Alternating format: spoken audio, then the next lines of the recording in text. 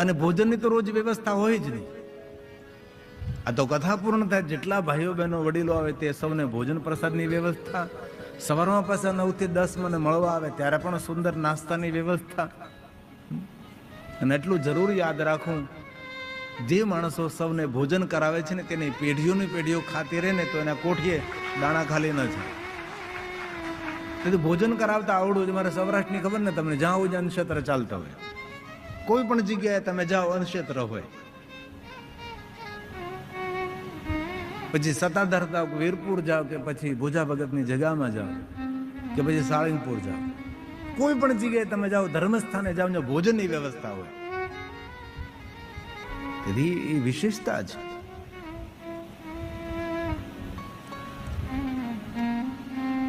જે માણસો પોતાના યુવાનીમાં સાવધાન નથી રહેતા એ માણસની વૃદ્ધાવસ્થા બહુ બગડે છે. તેથી યુવાન ભાઈઓને મારી પ્રાર્થના, મહેનતથી પાછું નહીં પડવાનું. કઠોર પુરુષાર્થ એ સફળતાની ચાવી છે. આજને તો કાલ જરૂર ભાગ્ય ખુલશે. એવો પુરુષાર્થ કરો, એવી મહેનત કરો કે ભગવાનને પણ આપણી ભાગ્યરેખા બદલવી પડે. આવું પુરુષાર્થ કરવાનું છે. અને આ બધું યુવાનીમાં થઈ શકે. 40 પૂરા થયા પછી 41, 42 પછી 43, પછી એટલું બધું આપણે કરી ન શકીએ. અને જોતામાં 50 વર્ષ થઈ જાય, 51 ને 52 ને પછી થાય જંગલ શરૂ, વન. પછી જોતામાં 60 પોગી જાય, 60 બુઢીને 8. પછી એટલું બધું મગજ કામ ન કરે, યાદ ન રહે, કેટલી તકલીફો ઊભી થાય છે. તેથી મારા યુવાન ભાઈઓને બહેનોને ખૂબ પ્રાર્થના, ખૂબ મહેનત કરો, ખૂબ પુરુષાર્થ કરો. આળસ શેતાનનું ઘર છે, આળસ ભૂતનું કારખાનું છે. આળસુ માણસોની એક પણ અપેક્ષા પૂરી થતી નથી. આળસુ માણસના આંખમાં આંસુ રહે છે અને બીજા ઉપર નિર્ભર રહે છે. અને જે મારા યુવાન ભાઈઓ બહેનો એ દુનિયા જીતવી હોય ને, એને સવારમાં જે બિસ્તર ઉપર તમે સુવો છો એ બિસ્તરને જીતવું પડે. કારણ કે બિસ્તર પકડી રાખે ને, હજી થોડુંક હોઈ લઉં, હજી થોડુંક હોઈ લઉં, એમાં આ ઠંડીનો સમય એટલે એટલો સુવાનો આનંદ આવે. જેમ જેમ કોઈ જગાડે તેમ તેમ વધારે હોવાનો આનંદ આવે. પણ જે માણસોએ જીવનમાં સફળ થવું છે તેને સવારનું બિસ્તરને જીતવું પડે. નિંદરને ધક્કો મારી, ભલે લોકો કહેતા હોય કે 8 કલાક ઊંઘવું જોઈએ, 10 કલાક ઊંઘવું જોઈએ, ઊંઘો તો રાવણના ભાઈ બની જાઓ. જેટલા સફળ પુરુષોની મેં કથા વાંચી છે, એ સફળ પુરુષોના જીવનમાં શ્રેષ્ઠ સદગુણ છે બ્રહ્મ મુહૂર્તમાં ઉઠવું, વહેલા ઉઠવું. તેથી આવતીકાલથી નિયમ લેવાનો છે, 3 વાગે ઉઠી જવું. થોડુંક વધારે થઈ ગયું કા? 3:30, 4, 4:30, 5, કમસે કમ 5 વાગે તો મેં જોયું હતું કલવાડામાં, ભાગ્ય કોઈ જાગતું હતું. કલવાડા હોતું હતું, હું જાગતો હતો. પહેલા ઉઠો, બ્રહ્મ તેજ પ્રાપ્ત થશે. જેટલા મહાપુરુષોના મેં જીવન ચરિત્રો વાંચ્યા, તેના જેઓના વિશેષ સદગુણ એ મને દેખાણું. એ લોકો વહેલા ઉઠતા હતા. એટલો સમય બચે, એટલો. થોડીક વાર તકલીફ પડે, થોડીક વાર તો એમ થાય કે નહીં ઉઠવું. શરીર છે ને સારા માર્ગે જતા હંમેશા રોકે છે. તમે ભોજન કરી લો તો સોફા ઉપર બેસવાની ઈચ્છા થાય, વજ્રાસનમાં બેસવાની ઈચ્છા નહીં થાય. શરીર ના જ પાડે તમને કે નથી બેસવું. સવારમાં શરીર ના જ પાડે કે નથી ઉઠવાનું, સૂતો રહે. શરીર કહે તેમ આપણે નથી કરવાનું. જીવનમાં સફળ થવું હોય તો તમારો આત્મા જે પ્રમાણે પોકાર કરે એ પ્રમાણે તમારે જીવન નિર્માણ કરવાનું છે. આત્મા હંમેશા સારી ને ચોખ્ખી અને સરસ સલાહ સૂચન કરે છે. તારે આમ જ કરવાનું. દ્રઢ સંકલ્પ જીવનની મોટામાં મોટી સફળતા હોય છે. તેથી યુવાન ભાઈઓ બહેનોને મારી હૃદયથી પ્રાર્થના, 24 કલાકને સરસ રીતે ગોઠવો. 24 કલાકમાં કેટલા આપણા કામો કરવાના છે, કઈ દિશામાં આગળ વધવાનું છે, આપણા જીવનનું લક્ષ્ય કયું છે. લક્ષ્યહીન જીવન જંગલ મેં ભટકને કે સમાન. ક્યાં સુધી તમારે પહોંચવું છે, જીવનમાં શું કરવું છે.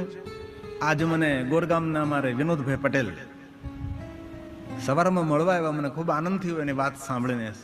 સહપત્ની એમને મેં કહ્યું કે મારે દક્ષિણ ગુજરાતમાં મારા ગામને એક અનેરું ગામ બનાવવું છે. મારે મારા ગામમાં એટલા વૃક્ષો વાવવા છે, એમાં માણસે 200થી વધારે બિલ વૃક્ષ મોટા કર્યા છે પોતાના ગોરગામની અંદર. અને હજી પણ મારે ખૂબ વૃક્ષો વાવવા, હજી પણ મારે બહુ જ વૃક્ષો વાવવા છે. આ દક્ષિણ ગુજરાતના ગામડામાં મારું ગોરગામ એક અલગ હોવું જોઈએ, મારું અલગ ઓળખાવું જોઈએ મારું ગામ. મેં કીધું આ તમારી તમન્ના છે, એ જ દુનિયા માટે મોટી પ્રેરણા છે. આપણા જીવનનું કોઈ લક્ષ્ય હોય, કોઈ ગોલ હોવો જોઈએ, મારે આમ કરવું છે. બાકી યુવાની હાથમાંથી સરી જશે, પછી ભૂલાતી નથી આ સુખી જિંદગી.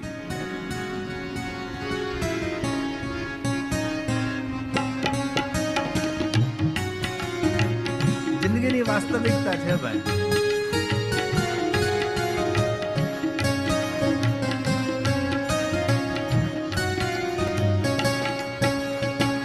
ભૂલાતી નથી સુખી જિંદગીને, સુખી જિંદગીને ભૂલાતી નથી સુખી જિંદગીને, સુખી જિંદગીને હંમેશા હતી જ્યાં સુખી જિંદગીને, સુખી જિંદગીને ભૂલાતી નથી સુખી જિંદગીને, સુખી જિંદગીને.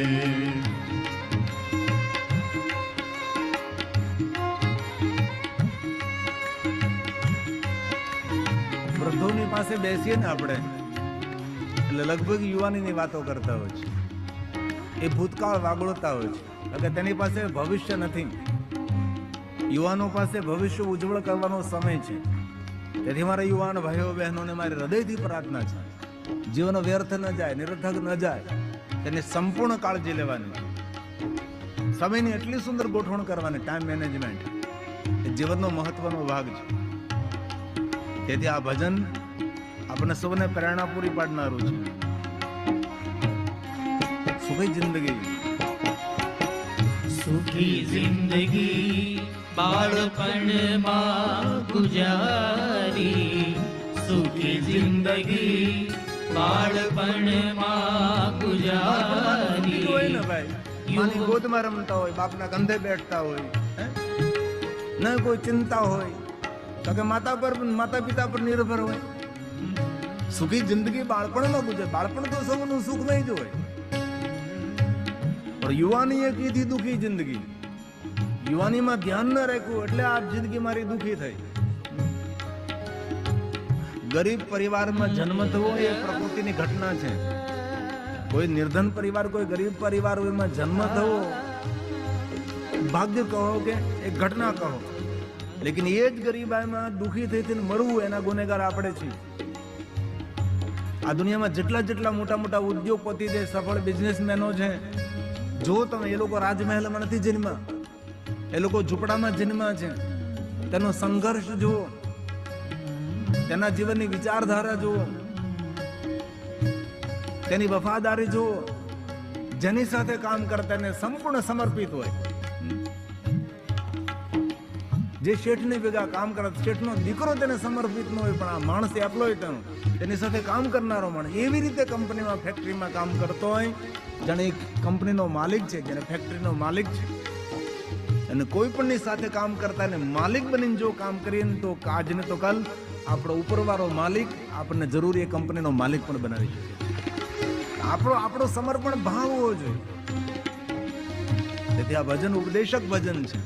સુખી જિંદગી બાળપણમાં ગુજારી, યુવાની એ કીધી દુખી જિંદગી. સુખી જિંદગી બાળપણમાં ગુજારી, સુખી જિંદગી બાળપણમાં ગુજારી.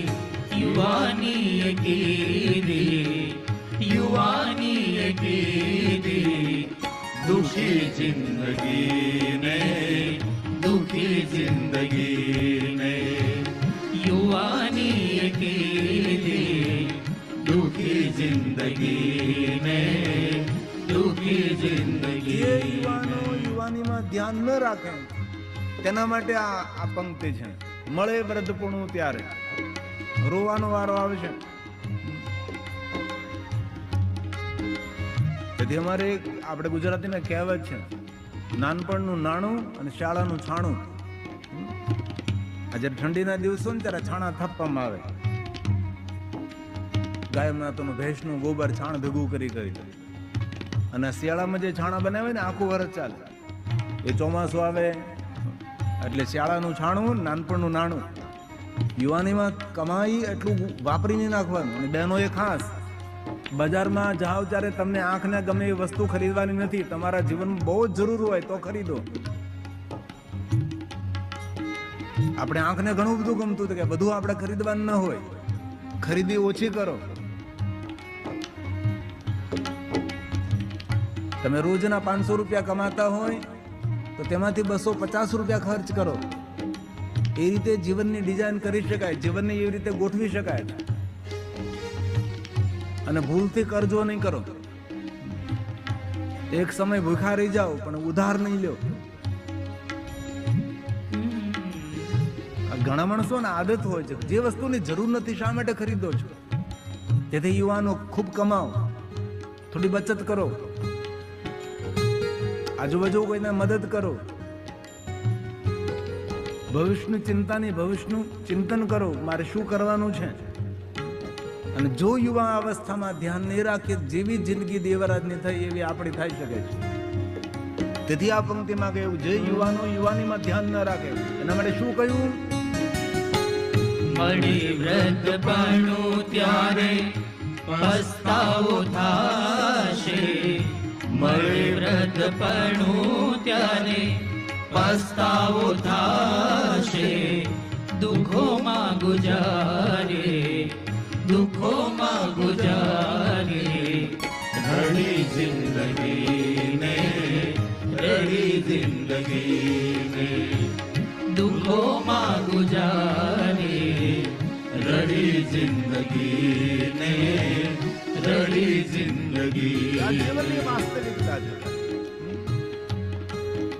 તેથી 24 કલાકમાંથી જેટલો સમય મળે તેટલો સમય સત્સંગ કરવો જોઈએ. સત્સંગ વગરનું જીવન રસકસ વગરનું જીવન હોય છે. ભગવાનની કથાઓ સાંભળવાથી, સારા પુસ્તકોનું વાંચન કરવાથી, સારી વસ્તુ જોવાથી, સારી વસ્તુ સાંભળવાથી નવી નવી પ્રેરણાઓ મળે છે આપણને. બાકી દુનિયા બહુ વિચિત્ર છે એટલું યાદ રાખવું. આમાં કોઈ માણસ કોઈને ઉપયોગી નહીં બને. શમશાન યાત્રા જયારે નીકળતો દૂર દૂર ના હોય ને એ જલ્દી દોડતા દોડતા આવે છે, પણ જીવતો માણસ ક્યારે કોઈ બોલાવે તો નહીં આવે. આ દુનિયાનો એક નિયમ છે. તેથી વિચિત્ર દુનિયામાં આપણે આપણું સુંદર એક ચારિત્ર ને ચિત્ર નિર્માણ કરવાનું અને જીવન કહેવાય છે. તેથી મારા યુવાન ભાઈઓ બહેનો જેટલો સમય મળે તેટલો સમય સારા પુસ્તકોનું વાંચન કરો, સારા માણસોનો સંગ કરો અને સુંદર સત્સંગ કરો. અંતિમ પંક્તિ, કર સત્સંગ તો જીવન સુધરશે.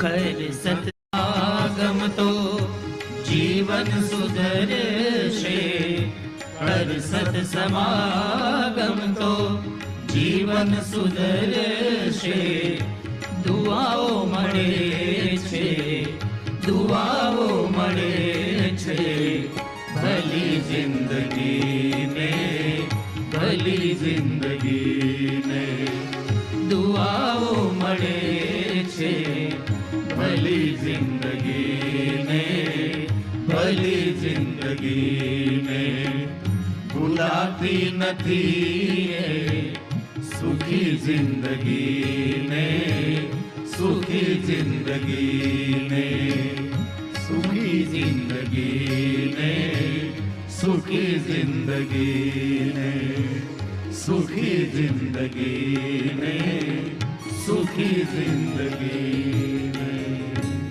દેવરાજના જીવનમાં દુઃખના દિવસો આવ્યા છે.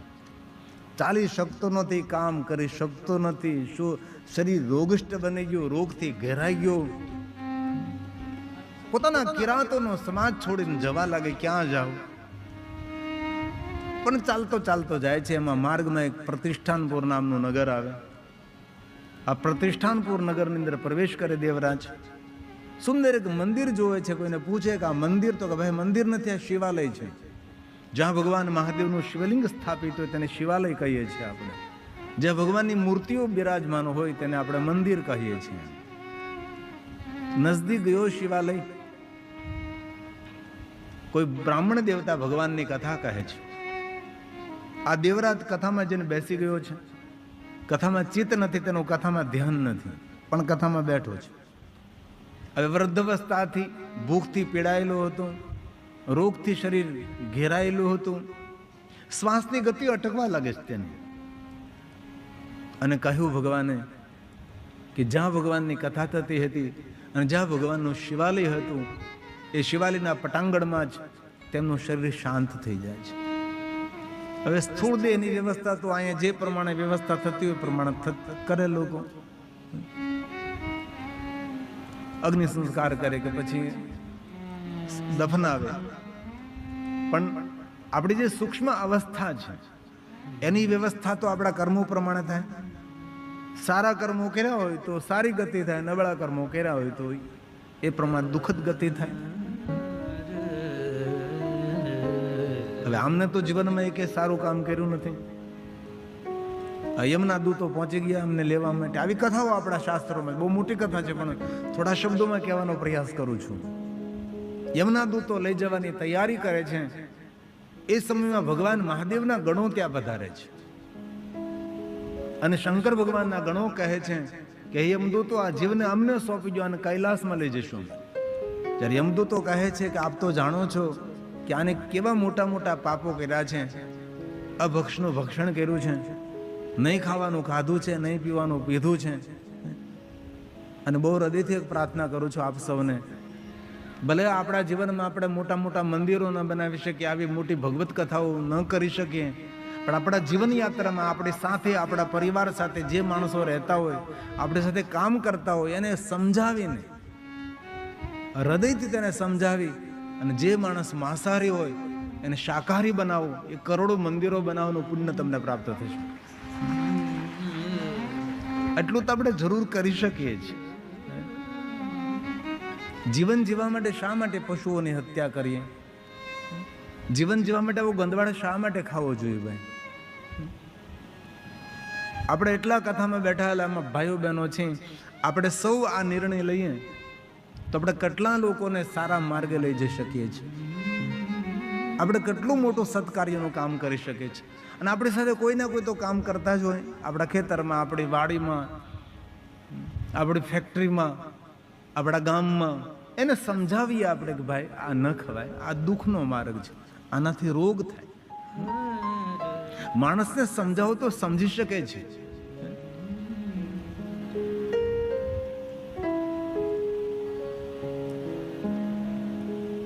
માતા શબરીબાઈના વિવાહ થવાના હતા, બહુ નાની ઉંમરમાં. આમ તો પૂર્વજન્મમાં એ મહારાણી હતા અને ગંગા સ્નાન કરવા, ગંગાનું દર્શન કરવા જતા હતા અને રાજાએ બધા સાધુ સંતની બધી જ કુટીરો ખાલી કરાવીને, કારણ કે મહારાણી આવે છે. ગંગા કિનારે કોઈ સાધુની ઝૂંપડી નહીં, કોઈને રહેવા ન દીધા. અને મહારાણી આવીને કહ્યું કે મારે કોઈ સંતના દર્શન કરવા. ત્યારે પહેરેદારોએ કહ્યું કે રાજાનો હુકમ છે એટલે અહીંથી જેટલા સંતો મહાત્માઓ હતા બધાને દૂર અહીંથી કરી દેવામાં આવ્યા છે. અત્યારે કોઈ પણ નથી, તમને ગંગાનું દર્શન કરવા તમે આવ્યા છો, બસ એટલી જ વ્યવસ્થા છે.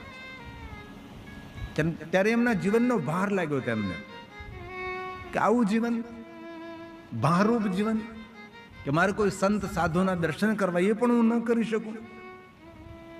અને માં ગંગાને પ્રાર્થના કરી કે મને આવો જન્મ નહીં, મને તો એવા કુળમાં જન્મ જોઈએ કે જ્યાં અતિ છૂટછાટ હોય, સરળતાપૂર્વક સાધુ સંત મહાપુરુષોનું દર્શન કરી શકું, એવા કુળની અંદર મને જન્મ દેજે. અને પછી આ શબરી તરીકે જન્મે છે આદિવાસી સમાજ, વનવાસી. અને એમના લગ્ન થવાના હતા તો અનેક એવા ઘેટા બકરાઓ લાવેલા. તો કોઈને પૂછ્યું કે આ શા માટે એટલા બધા ઘેટા બકરાઓ લાવ્યા છે? તો કે તારા લગ્ન છે ને એટલે હવને ખવડાવવા માટે. શબરીને વૈરાગ લાગી ગયો કે મારા લગ્ન માટે એટલા બધા પશુઓની હિંસા, કોઈ પરિવારને, કુટુંબને કહ્યા વગર ઘનઘોર જંગલમાં ભાગવા લાગી છે. ઝાંખરામાં ભરાતી, કાંટાઓ વાગતા હતા, શરીર ઉતરડાઈ ગયું અને માતંગ ઋષિના આશ્રમે પહોંચી. કોઈ નજીક તો આવવા નહીં દેતા હતા, સૌ અપમાનિત કરી તેને દૂર કરતા હતા. અને એ દૂરથી માતંગ ઋષિને જોતી હતી. અને માતંગ ઋષિએ તેને આશીર્વાદ આપ્યા હતા કે બેટા, સાધુ પ્રત્યેનો તારો પ્રેમ અને સત્સંગ પ્રત્યેનો તારો પ્રેમ, જા બેટા આશીર્વાદ આપું છું કે આજને તો કાલ ભગવાન રામ તારા આંગણે પધારશે. આ માતંગ ઋષિના એક વચનના આધારે જીવન પર્યંત આ શબરી ભગવાનની રાહ જોતી રહી. ચારે દિશાઓ શણગારતી, એવું નહીં કે એક જ રસ્તો શણગારતી. કારણ કે શબરીને એમ હતું કદાચ કઈ દિશામાંથી આવે, આ દિશામાંથી આવે, પહેલી એ ચારે દિશાઓ શણગારતી હતી.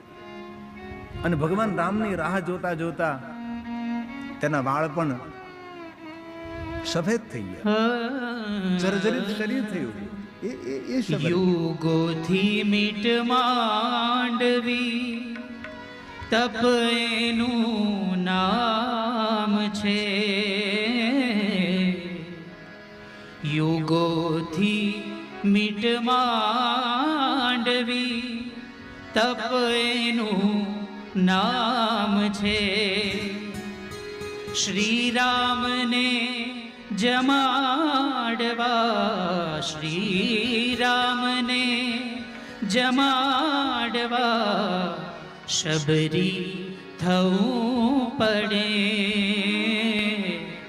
મંઝિલને ઢૂંઢવા દિશા કફરી જવું પડે.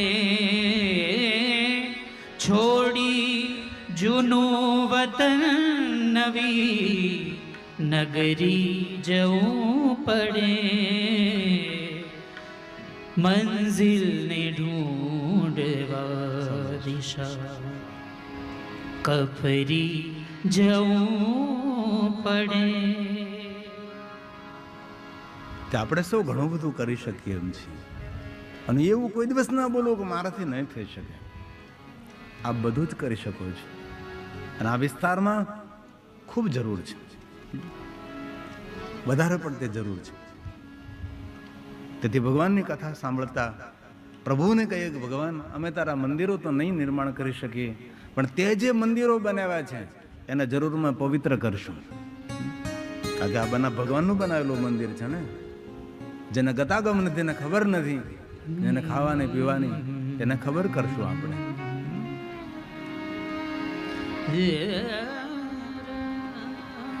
યમરાજા લઈ જાવ, યમના દૂતો લઈ જવાની તૈયારી કરે. ભગવાન મહાદેવના ગણો તેને સમજાવે છે, અને પછી તો દેવરાજના જીવને શિવ ગણોને સોંપવામાં આવે છે, અને ભગવાન મહાદેવના લોકમાં આવે છે.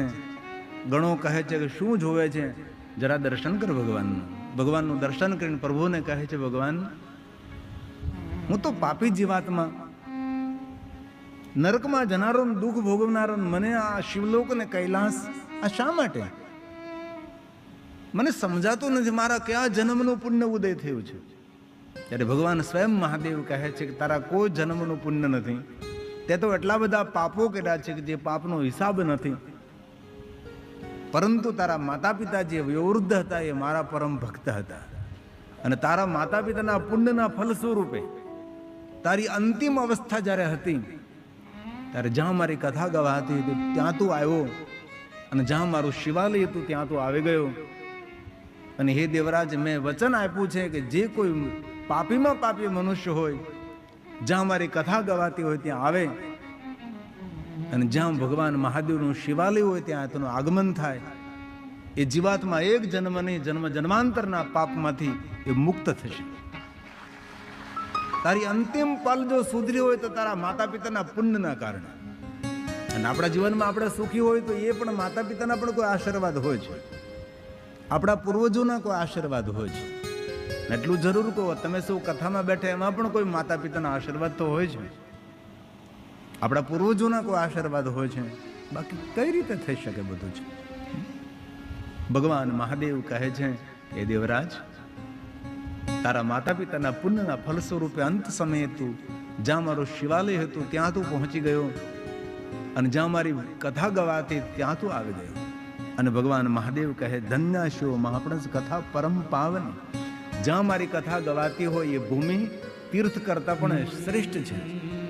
કોઈ પણ સ્થાન પર જ્યાં ભગવાનની કથા ગવાતી હોય એ ભૂમિનો મહિમા ગાયો છે. એ ભૂમિ કોઈ સામાન્ય ભૂમિ નથી. મનુષ્યને પવિત્ર કરનારી ભૂમિ છે, પાવન કરનારી ભૂમિ છે, પાપ મુક્ત કરનારી ભૂમિ છે. આ સ્થળ ઉપર આપણે ભગવાનની કથા ગાઈએ છીએ. અહીંયા કોઈ અશ્વમેઘ સહસ્રાણી 1000 અશ્વમેધ યજ્ઞ અહીંયા કોઈ કરે અને જે પુણ્ય એકત્ર થાય એ જ પુણ્ય જે ભૂમિ પર ભગવાન મહાદેવની કથા ગાવામાં આવે એ પુણ્યતા એકત્ર થાય છે. તેથી આ ભૂમિ દીક્ષિત થયેલી ભૂમિ કહેવાય છે. હમણાં ઘણા સમય પહેલા સુરતની બાજુમાં કોઈ કથા હતી તો મેં તેને પૂછ્યું કે ભાઈ આ સ્થળ ઉપર કથા શા માટે રાખવી છે? તો એને સુંદર વાત કરી કે આ સ્થળ પર કથા એટલા માટે રાખી છે કે અહીંયા મારે બહુમાળી ભવન બનાવવું છે. અહીંયા અનેક પરિવારો નિવાસ કરશે.